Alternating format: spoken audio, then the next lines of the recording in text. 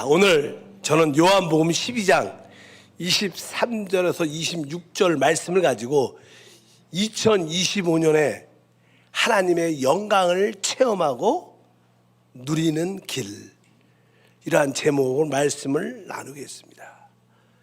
성경에서 하나님이란 단어에 가장 갈려있는 단어는 영광입니다. 그래서 우리는 하나님의 영광을 보았다, 하나님께 영광을 돌린다, 늘 이렇게 영광이라는 단어를 우리가 많이 사용을 합니다.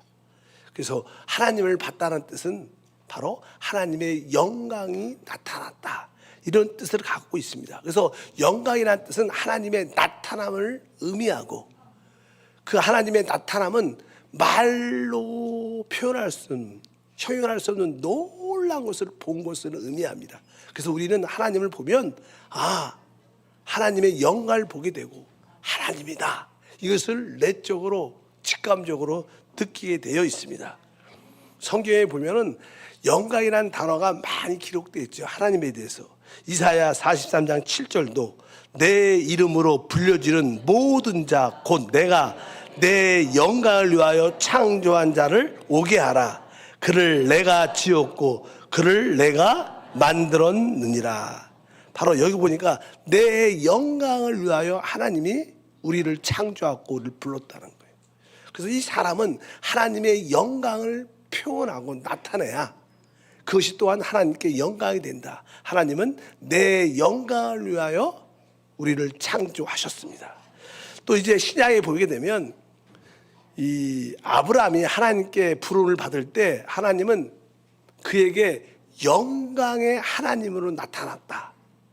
보통 우리들도 이 세상에 빠지다 보면 세상에서 나오기가 쉽지 않습니다. 그런데 어느 순간에 그 영광의 하나님이 나타나면 세상을 버릴 수 있는 힘을 얻게 됩니다. 아마 아브라함도 그렇게 말씀하고 있습니다. 사도행전 7장 2절에 우리 조상 아브라함이 하란에 있기 전 메소포타미아에 있을 때 영광의 하나님이 그에게 보여. 여기 보니까 영광의 하나님이 아브라함에 보였다. 그래서 그 영광의 하나님을 보고 그가 세상에서 이렇게 끌려 나오는 그런 모습이 기록되어 있고, 특별히 또 사도행전 7장 55절에 보면 스데반이 순교할 때 돌에 맞아 죽어가면서 하나님의 영광을 보니 그가 기뻐하고 그들을 용서하는 그런 고백도 있습니다.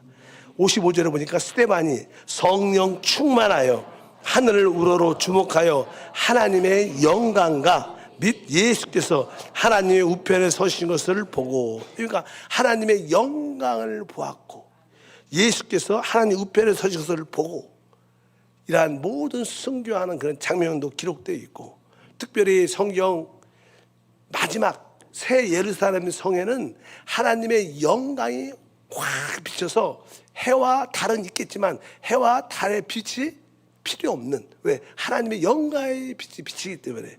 계시록 20장 23절에 말합니다.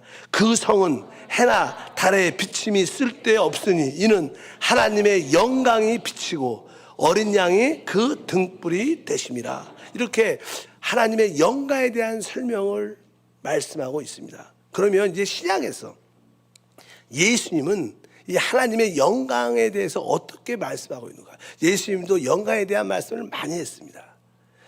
마태복음 우리가 17장에 보게 되면 이제 예수님께서 세 제자를 데리고 높은 산에 올라가셨는데 한순간에 그분이 변형이 되십니다. 아주 얼굴이 해처럼 빛이 나고 온 옷이 아주 햇빛 빛처럼 환하게 비쳐. 영광을 표현할 때 이런 모습일 것입니다. 한번 읽어보니까 우리가 17장 1절부터 2절부터 엿새 후에 예수께서 베드로와 야고보와 그 형제 요한을 데리고 따로 높은 산에 올라가셨더니 그들 앞에서 변형되사 그 얼굴이 해같이 빛나며 옷이 빛같이 씌어졌더라. 호연히 빛난 구름이 그들을 덮으며 구름 속에서 소리가 나서 이르시되 이는 내 사랑하는 아들이요 내 기뻐하는 자니 너희는 그의 말을 들으라 하시는지라. 제자들이 듣고 엎드려 심히 두려워하니 예수께서 나와 그들에게 손을 대시며 이르시되 일어나라 두려워하지 말라 하시니 그들이 산에서 내려올 때 예수께서 명하여 이르시되 인자가 죽은 자 가운데 살아나기 전에는 본 것을 아무에게도 이르지 말라 하시니. 여기 보니까 예수님께서 높은 산에서 배영될 때 그 모습이 얼굴이 해와 같이 빛나며, 우리가 사실 낮에 해를 볼 수가 없어. 너무 빛나갖고 일반적인 눈으로는 볼 수가 없죠. 해같이 그 얼굴이 빛나고 바로 그 옷이 빛과 같이 씌워졌더라. 그러니까 영광을 표현할 때 하나님이 딱 나타날 때 이러한 모습이에요. 시향찰랑해서 그의 얼굴을 볼 수 없고 놀라운 빛 때문에 우리 마음에 두려움을 느끼죠. 그러니까 하나님을 만나면 우리는 죄인이기 때문에 이 두려움이 있습니다. 무서워하게 됩니다. 그럴 때 하나님의 음성이 놀라지 말라, 두려워하지 말라. 그럴 때 우리 안에 평강이 함께 하는 줄 믿습니다. 여기서 영광을 표현할 때 가장 이것이, 그런데 그 순간 그 영광이 사라져. 왜? 이 의미는 사실 우리 주님 안에는 그 안에 하나님이 계셨어요. 육신이란 껍질을, 육신이란 인성을 가지고 있었지만 그 안에 하나님이 있었기 때문에 하나님의 순간적으로 한번 죄인들에게 그 하나님의 영광을, 그분의 배영되심을 보여준 겁니다. 그리고 다시 그 모습이 그 안에 들어가니까 비치지 않았죠. 어차피 이 주님이 사역하실 때 그 영광의 모습이 한번 보였습니다. 그래서 그냥 그분은 사역을 쭉 하시면서 이제 주님이 영광에 대한 설명을 쭉 합니다. 이제 우리가 잘 아는 오늘 말씀에 주님은 영광에 대해서 이렇게 말씀을 하셨습니다. 12장 23절과 24절에 예수께서 대답하여 이르시되 인자가 영광을 얻을 때가 왔도다. 내가 진실로 진실로 너에게 이르노니 한 알의 밀이 땅에 떨어져 죽지 아니하면 한 알 그대로 있고 죽으면 많은 열매를 맺느니라. 주님께서 그냥 제자들에게 말씀을 하십니다. 이제 인자가 영광을 얻을 때가 왔다. 주님께서 말하는 거예요. 이제 내가 영광을 얻을 때가 왔다. 그래서 내가 뭐 보좌에 올라간다 이런 뜻이 아니에요. 여기서 보니까 인자가 영광을 얻을 때가 왔다. 그리고 뭐예요? 한 알의 밀이 땅에 떨어져 죽으면 많은 열매를 맺는다. 주님은 사실 이 땅에 한 알의 밀알로 오셨어요. 이 밀알에는 그 안에 생명이라는 게 있습니다. 하나님도 육신이란 그런 껍질을 입고 이 땅에 오셨기 때문에 그 밀알처럼 그 안에 하나님의 생명이 충만했습니다. 근데 하나님의 생명이 육신의 껍질에 의해서 나타날 수가 없는 거예요. 보여줄 수가 없는 거예요. 근데 예수님이 십자가에서 몸이 찢기고 깨어짐으로 말미암아 그 안에서 이제 하나님의 그 생명과 본성과 능력이 흘러나오게 되죠. 그럴 때 뭐예요? 하나님의 영광을 볼 수 있는 거예요. 근데 이게 예수님의 십자가의 죽음을 주님 뭐예요? 이제 영광을 받을 때가 됐다. 이 의미는 바로 주님의 육신의 껍질이 깨어진다는 거예요. 십자가에서 죽으신다는 거예요. 그래서 곧 우리의 죽음은 뭐예요? 하나님의 영광으로 가는 길인 것을 우리가 분명히 알아야 되겠습니다. 그래서 주님은 이렇게 인자가 영광을 받을 때가 됐다. 여기 우리가 말하는 영광의 개념과 다르죠. 주님의 영광을 받을 때가 됐다. 그러면 그분의 십자가의 죽음을 통하여 그 영이 해방되고 생명이 해방되어 부활의 영광이 나타나라, 이런 뜻을 가지고 있는 줄 믿습니다. 또 주님은 그래서 그 알다시피 한 알의 밀알이 떨어져 땅에서 죽으면 어떻게 돼요? 결국 그것이 자라서 열매를 맺게 됩니다. 그러니까 주님이 말씀하시는 그 영광이라는 것은 열매를 갖는 것을 의미합니다. 열매를 갖는 것. 하나의 밀이 떨어져 열매를 가질 때 그것이 곧 그 밀알의 영광이 된다. 우리가 보통 꽃씨를 보게 되면 꽃씨가 있는데 꽃씨가 땅에 떨어져요. 결국 그것이 나중에 자라서 꽃을 활짝 핍니다. 사실 보통 일반적으로 꽃을 피는 목적은 열매를 가지기 위한 것입니다. 꽃은 하나에게 현상이고 그 뒤에 꽃 뒤에 그냥 열매가 맺히게 되죠. 그러니까 열매가 곧 뭐예요? 영광의 의미를 갖고 있습니다. 그래서 주님께서는 이렇게 요한복음 15장 8절에 우리에게 말하죠. 너희가 열매를 많이 맺으면 내 아버지께서 영광을 받으실 것이요 너희는 내 제자가 되리라. 너희가 열매를 많이 맺으면, 그러니까 우리의 삶 가운데 이 땅에서도 어떤 가정에 부부가 자녀라는 열매를 맺으면 결국 그 가정의 열매는 자녀입니다. 자녀. 만약에 자녀가 없다면 어떻게 보면 열매가 없다고 그냥 인간적으로 그렇게 표현할 수 있죠. 영적으로 아주 중요한데, 영적으로 진짜 우리에게 영적인 열매, 영혼의 열매가 있다면 그것은 뭐예요? 곧 뭐예요? 하나님의 영광에 나타납니다. 하나님의 영광에 나타남이 있을 때만이 이런 열매를 가질 수 있는 줄 믿습니다. 그래서 여러분들이 영광하면 많은 열매를 결과구나. 영광을 본 결과는 열매가 있다는 것을 의미해요. 또 주님은 영광에 대해서 이렇게 또 말씀했습니다. 요한복음 12장 28절에 아버지여 아버지의 이름을 영광스럽게 하옵소서 하시니 이에 하늘에서 소리가 나서 이르되 내가 이미 영광스럽게 하였고 또다시 영광스럽게 하리라 하시니. 이 말이 좀 어렵잖아요. 주님께서 아버지여 기도합니다. 아버지여 이름을 영광스럽게 하옵소서. 어떻게 우리 아버지의 이름이 영광스러울까? 실제 그 당시 예수님이 육신에 계실 때 예수님 안에 누가? 아버지가 계신 거예요. 아버지의 생명이 있는 거예요. 근데 그 예수님이 이제 십자가에서 죽으실 때 그의 육신의 껍질이 깨어질 때 그 안에서 아버지가 나타나고 표현되니까 아버지의 이름이 영화롭게 된다. 이런 뜻을 여기서 말씀을 하고 있습니다. 그러니까 아버지의 이름이 영화롭게 되는 것은 바로 아들의 죽으심을 통해서 이루어지는 것이다. 그래서 이 죽음을 통하여 그 안에 있는 아버지의 생명과 본성이 나타날 때 그것이 곧 영광이고 하나님의 나타나심인 줄 믿습니다. 또 이제 주님이 영광이라는 표현을 요한복음 13장 31절과 32절로 말씀합니다. 읽어보니까 그가 나간 후에 예수께서 이르시되 지금 인자가 영광을 받았고 하나님도 인자로 말미암아 영광을 받으셨도다. 만일 하나님이 그로 말미암아 영광을 받으셨으면 하나님도 자기로 말미암아 그에게 영광을 주시리니 곧 주시리라. 여기서 이제 예수님이 잡히시던 마지막 밤에 이제 유월절 식사를 하셔요. 유월절 식사를 하시고 이제 식사가 끝날 때 가룟 유다가 그 안에 사단이 들어가니까 예수를 팔려고 그곳을 떠납니다. 예수를 팔려고 떠납니다. 예수를 팔아서 죽게 하려고. 근데 거기서 오늘 말씀이 그겁니다. 아까 31절에 그가 나간 후에, 그가 누구냐면 가룟 유다입니다. 가룟 유다가 이렇게 예수님을 그냥 팔려 죽일 수 있도록 팔려고 나가는데, 그럴 때 그 상황에서 주님이 말씀하는 거예요. 인자가 영광을 받았다. 그러니까 예수님의 그 죽음, 지금 예수님을 팔려고 나가는 유다를 보고 와서 이제 주님이 곧 붙잡히시고 죽을 거니까 주님은 이제 영광을 받았다. 주님은 항상 주님이 육신이 깨어질 때, 육신이 죽을 때 하나님의 영광 가운데 들어간다고 늘 그렇게 표현을 많이 했어요. 그러니까 우리는 일반적으로 볼 때 예수님이 십자가에 죽음하면 얼마나 아프셨을까, 얼마나 힘드셨을까, 그런 개념이 참 많아요. 근데 하나님 관점에서, 우리 예수님 관점에서 보면 예수님은 그 죽음이 뭐예요? 영광으로 들어가는 길이었어요. 그래서 우리들도 종종 하나님 영광 가운데 들어가려면 십자가를 지는 것을 고통이라 생각하지만 기쁨으로 들어가야 된다.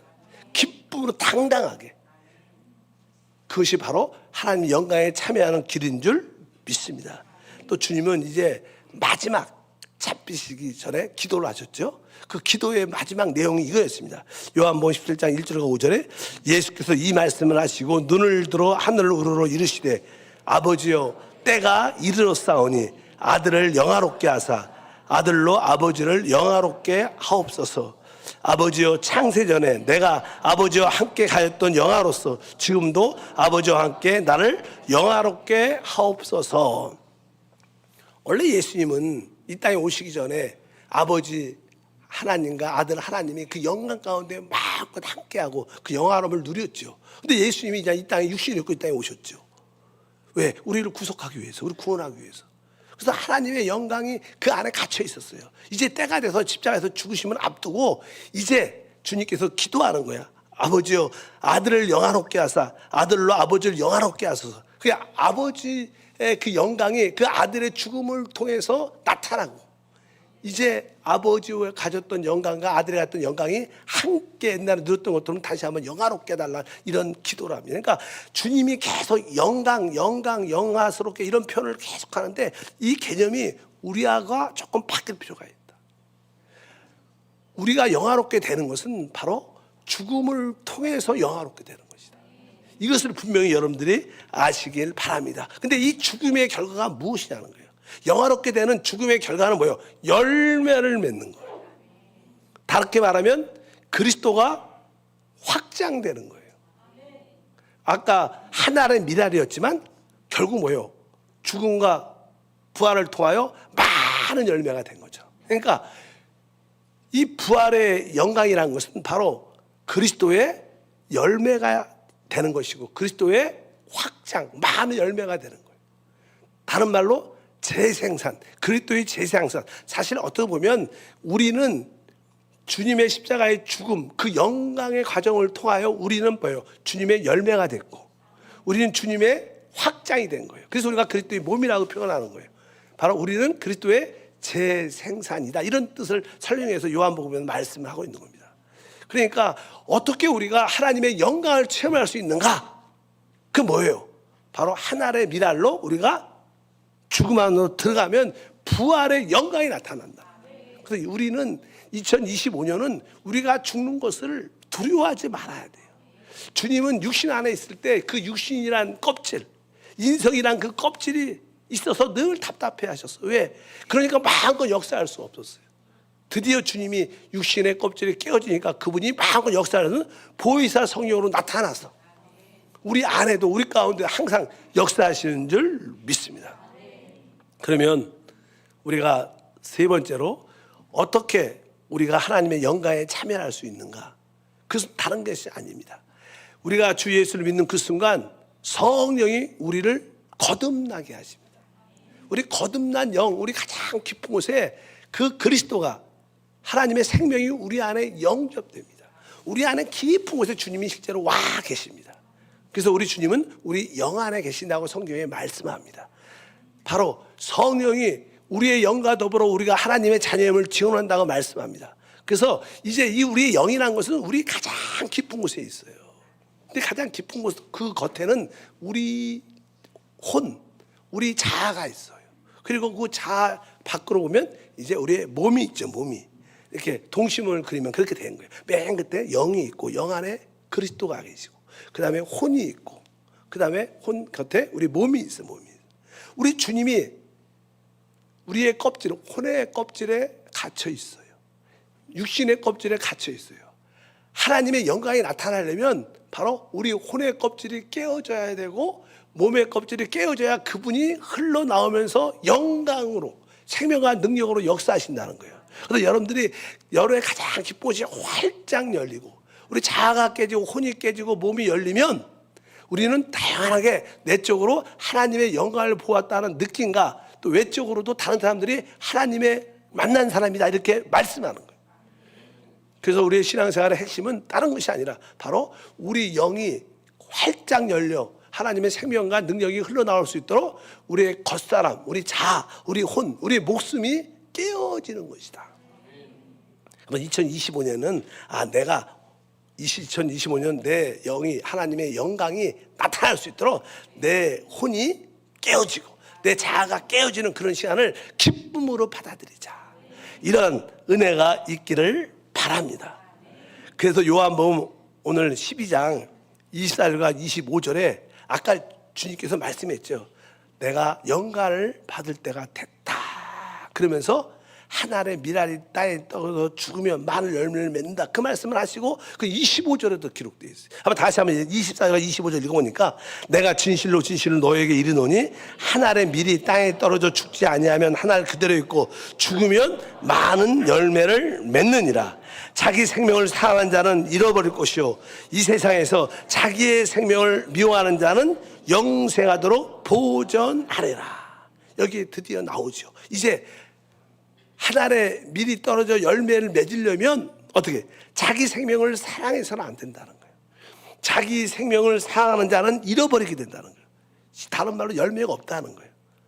그러나 자기 생명을 미워하면 영생하도록 살아날 거라는 거예요.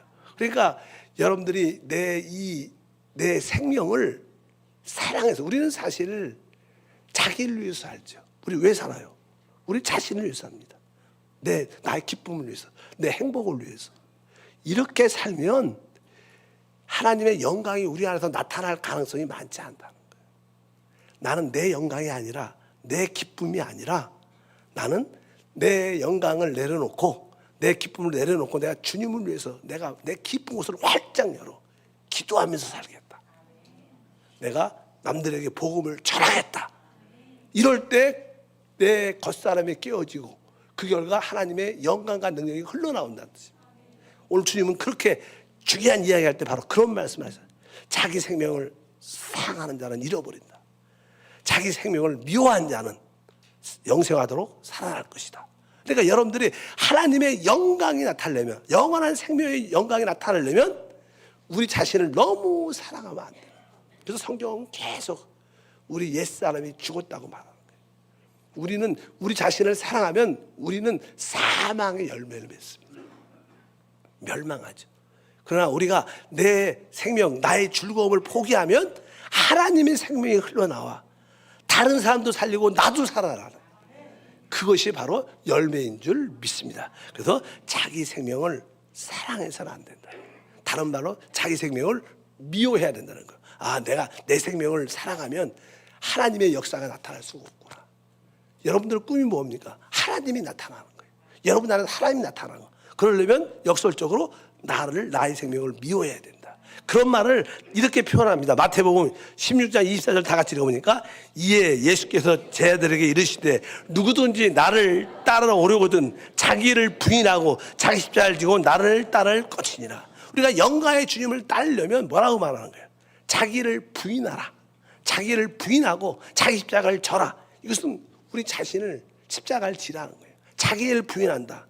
자신을 보통 우리가 자기는 우리 자신을 혼을 말합니다. 우리 사람의 혼의 주된 모습은 생각입니다.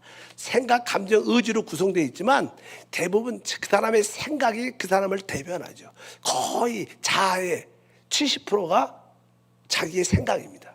사람들은 자기 생각에 따라 살고 자기 생각에 따라 결정하고 자기 생각을 가지니까 그렇게 감정적으로 느끼고 모두 행한답니다.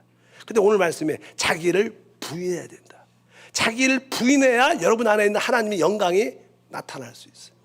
자기를 부인해야, 자기 십자가를 져야지 나타날 줄 믿습니다.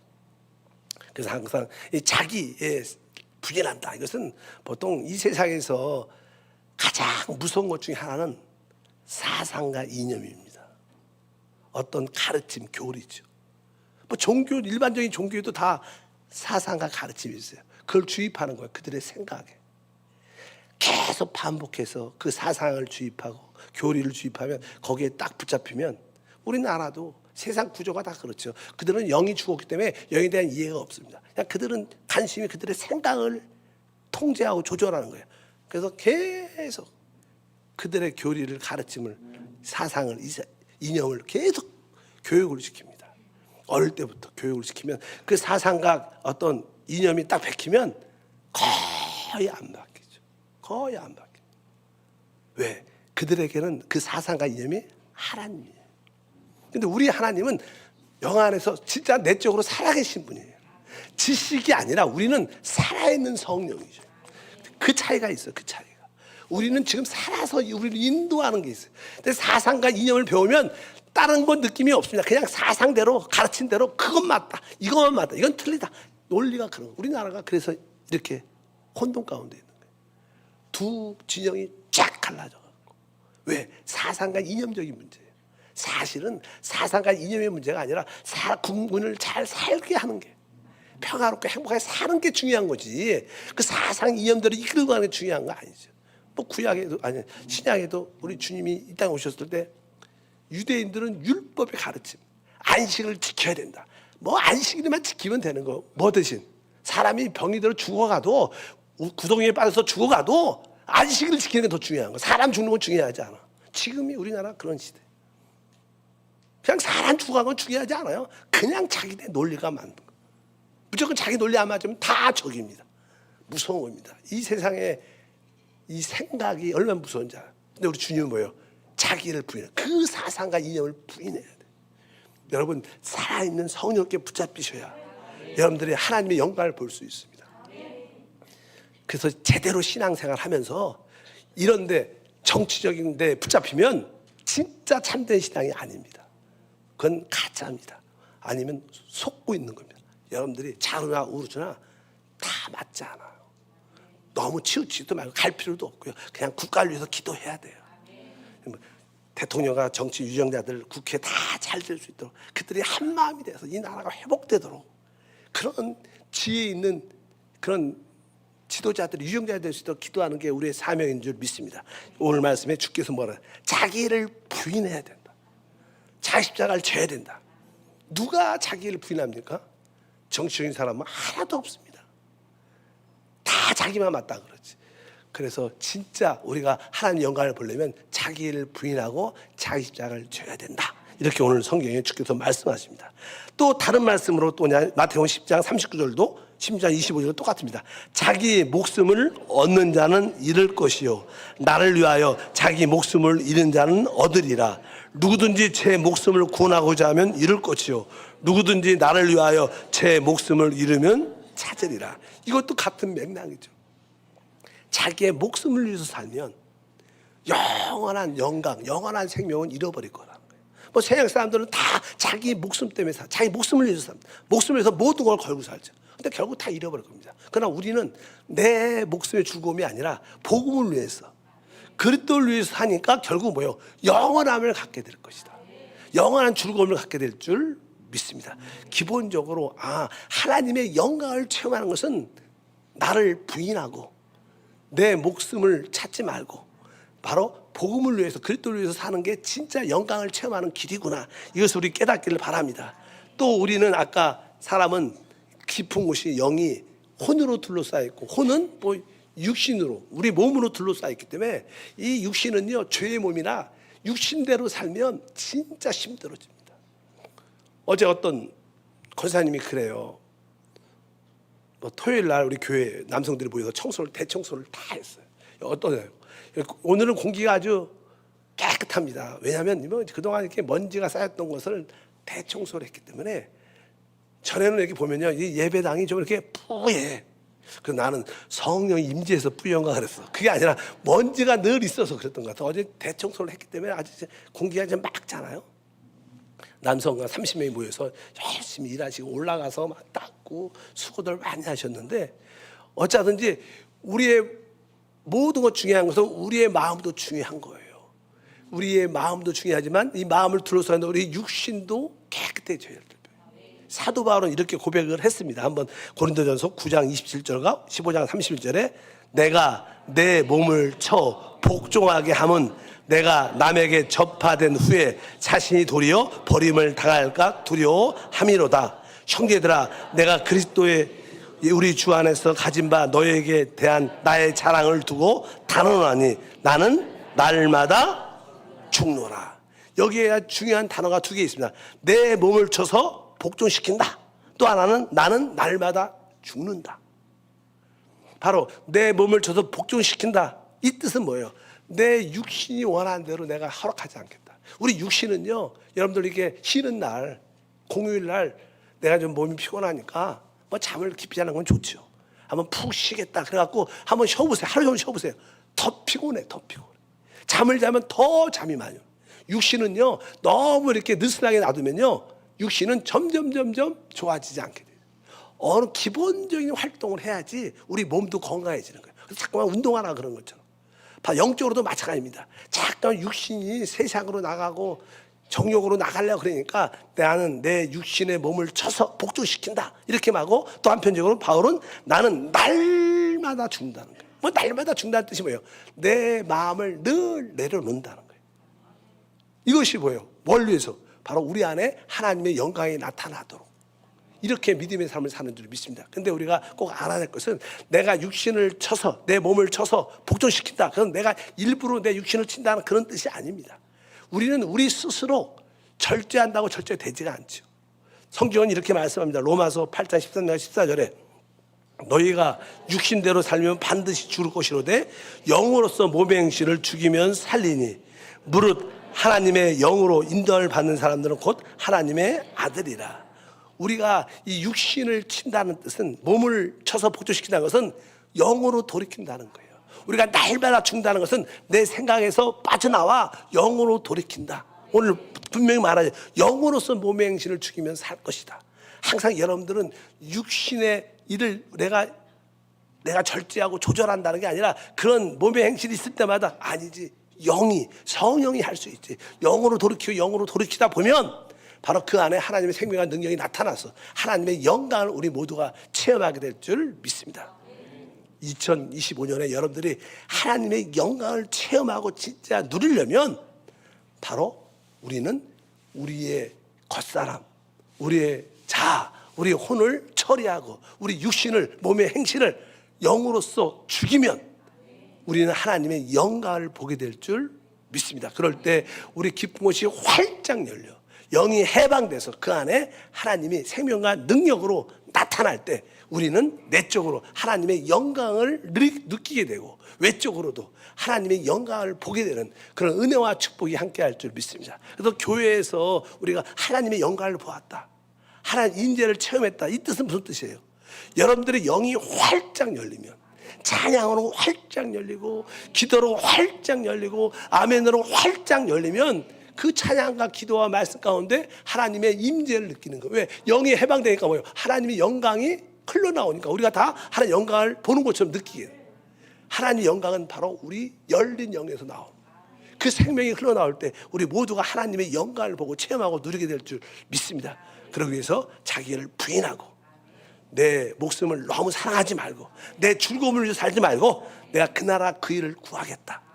그러면서 여러분들 기도와 찬양으로 여러분 기쁜 곳을 활짝 열어드리면 하나님의 영광이 여러분 2025년을 가득 싸서 여러분의 삶에 진짜 영혼이 잘 되고 범사가 잘 되고 강건한 축복이 함께할 줄 믿습니다. 거룩하신 하나님 감사합니다. 다시 한번 한 해를 은혜 가운데 보내주심을 감사합니다. 지켜주심을 감사합니다. 이제 다가오는 2025년을 하나님의 영광을 체험하는 한 해, 하나님의 축복을 체험하는 누리는 한 해가 될 수 있도록 은혜를 더해 주시옵소서. 우리 주님은 우리 깊은 영 안에 와 계십니다. 그 영 안에 계신 주님이 영광 가운데 나타날 수 있도록 내 자아를 부인하고 내 의견을 부인하고 내 목숨을 내려놓고 다시 한번 주를 향해 달려가는 우리 모두가 되게 도와주시옵소서. 기쁨으로 우리의 십자가를 질 때 주의 생명과 능력이 나타남을 믿습니다. 주 예수 이름으로 기도합니다. 아멘.